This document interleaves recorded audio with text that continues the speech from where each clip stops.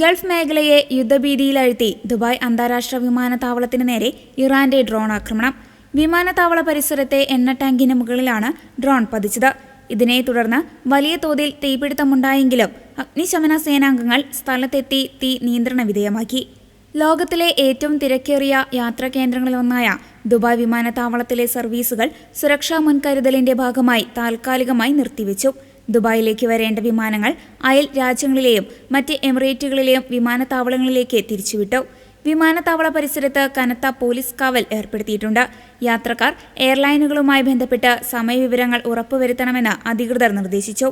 കഴിഞ്ഞ രാത്രി സൗദി അറേബ്യയ്ക്ക് നേരെയും വ്യാപകമായ ആക്രമണ ശ്രമമുണ്ടായി. സൗദിയുടെ കിഴക്കൻ പ്രവിശ്യ ലക്ഷ്യമാക്കി വന്ന 37 ഡ്രോണുകൾ പ്രതിരോധ സേന വിജയകരമായി തകർത്തു. മേഖലയിൽ സംഘർഷം അതീവ ഗുരുതരമായി തുടരുകയാണ്. ഇറാന്റെ ആക്രമണം ഉടനടി അവസാനിപ്പിക്കണമെന്ന് UAEയും സൗദി അറേബ്യയും സംയുക്തമായി ആവശ്യപ്പെട്ടു. സംഭവത്തിന് പിന്നാലെ UAE പ്രസിഡന്റും സൗദി കിരീടാവകാശിയും ഫോണിൽ ചർച്ച നടത്തി. മേഖലയിലെ സമാധാനം നിലനിർത്താൻ അടിയന്തരമായി നയതന്ത്ര ഇടപെടൽ ഉണ്ടാകണമെന്ന് ഇരു നേതാക്കളും ആഹ്വാനം ചെയ്തു. UAEയിലുടനീളം സുരക്ഷാ സജ്ജീകരണങ്ങൾ ശക്തമാക്കിയിട്ടുണ്ട്. ആക്രമണത്തിന്റെ ഉറവിടത്തെക്കുറിച്ചും നാശനഷ്ടങ്ങളെക്കുറിച്ചും ഔദ്യോഗിക അന്വേഷണം പുരോഗമിക്കുകയാണ്. വരും മണിക്കൂറുകളിൽ കൂടുതൽ വ്യക്തത വരുമെന്ന് അധികൃതർ അറിയിച്ചു.